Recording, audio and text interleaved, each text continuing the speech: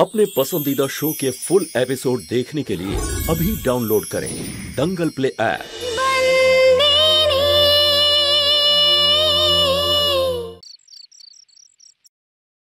চম্পাকলি, ওদিকে খাবার দে না। দে। আগে এক্ষুনি আনছি। রান্নাঘর আলাদা হলো, হাঁড়ি আলাদা হলো, কিন্তু রোজ রোজ এই ডাইনিং টেবিলে একসাথে বসে খাওয়ার নাটক কবে শেষ হবে কে জানে। আর ভাল লাগে না।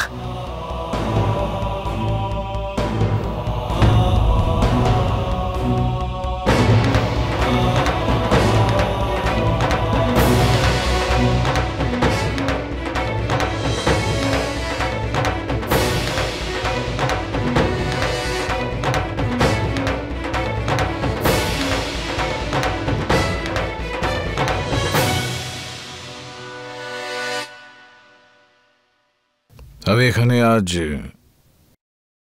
সবার সঙ্গে একসাথে খেতে এসেছি।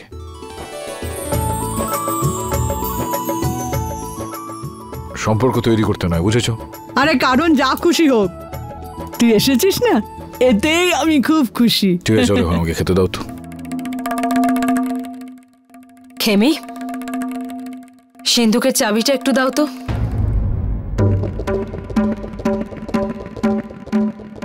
রেশনের জন্য কিছু টাকা নিতে হবে।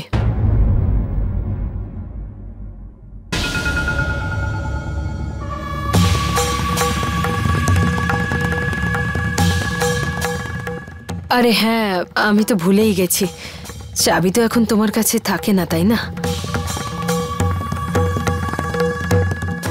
সন্তোরির কাছে থাকে।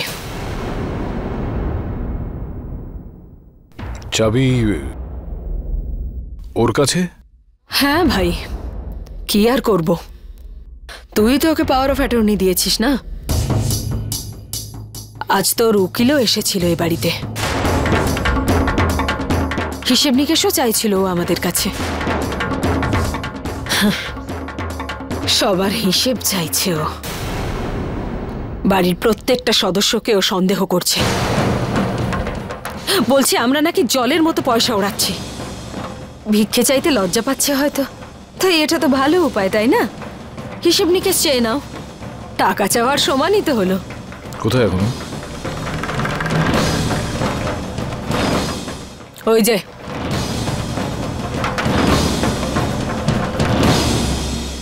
এই মেয়ে, এদিকে আয়।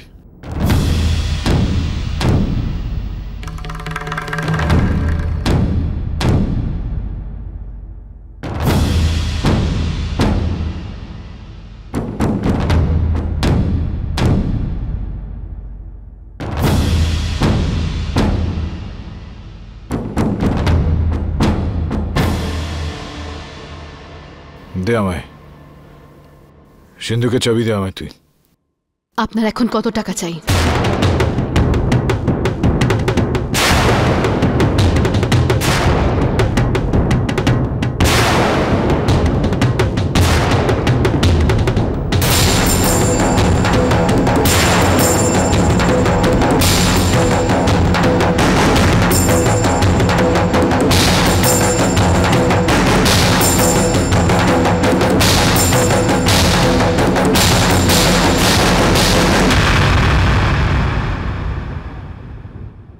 তুই আমার কাছে হিসেব চাইছিস নাকি?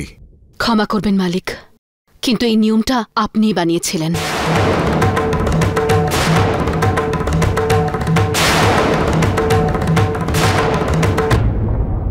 যে সিন্ধুকের চাবি যার কাছে থাকবে সেই হিসেব চাইবে, অধিকার এবং দায়িত্ব থেকে। হ্যাঁ, আমি এই কথাটা বলেছিলাম, জানি।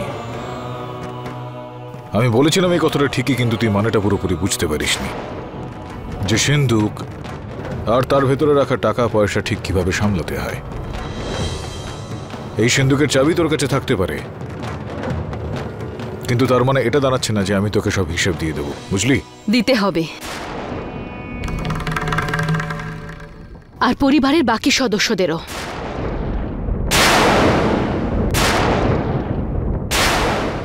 সিন্ধুকের 50 লক্ষ টাকার হিসেব নেই।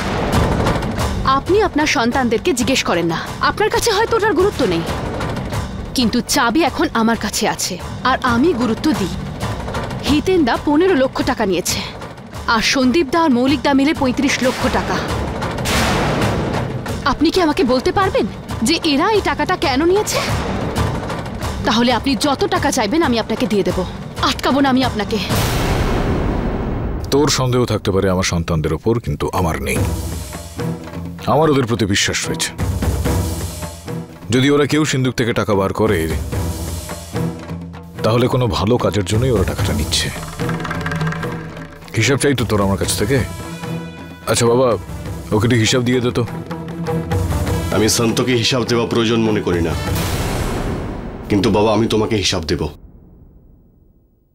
ওই 15 লাখের মধ্যে 8 লাখ টাকা গ্রামের জন্য খরচ করেছি, গ্রামেরই কাজে। বাকি 2 লাখ টাকা ওই গরিবদের দিয়েছি যাদের এবারে ভালো ফসল হয়নি বাবা। আর বাকি 5 লাখ টাকা গরিব চাষিদের খেতে কল লাগানোর জন্য দিয়েছি। পেলি তো সব হিসেব? এটা তো 15 লক্ষের হিসেব হলো, আর বাকি 35 লক্ষ? সেইটার হিসেবও আমি তোকে দিয়ে দিচ্ছি। এই মৌলিক বাবা, ওই 35 লক্ষ টাকার হিসাবটা দিয়ে দে তো। মামা ওই বাবা টাকাটা তো আমরা মামা ওই হিসেব আমরা তোমায় কিছুদিনে দিয়ে দেবো। কিন্তু মৌলিক, এতগুলো টাকা কি করেছিস সেটা বলে দে। যদি এরা দুজন এটা বলতে পারে যে ওরা এই টাকাটা কোনো সঠিক কাজে লাগিয়েছে, তাহলে আমি চাবি ফেরত দিয়ে দেবো আপনাকে। এই বাবা বল না, ওই 35 লক্ষ টাকা দিয়ে তুই কি করেছিস বল না।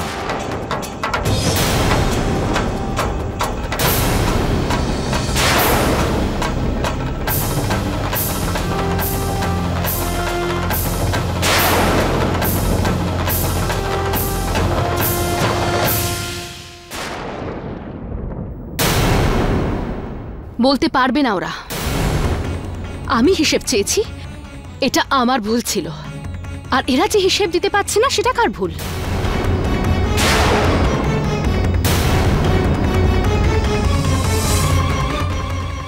শর্ত আমি জিতে গেলাম।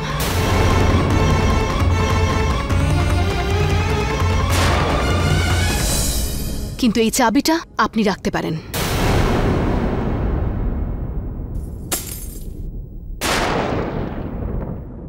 এই চাবির কোনো রকম আবশ্যকতা নেই আমার।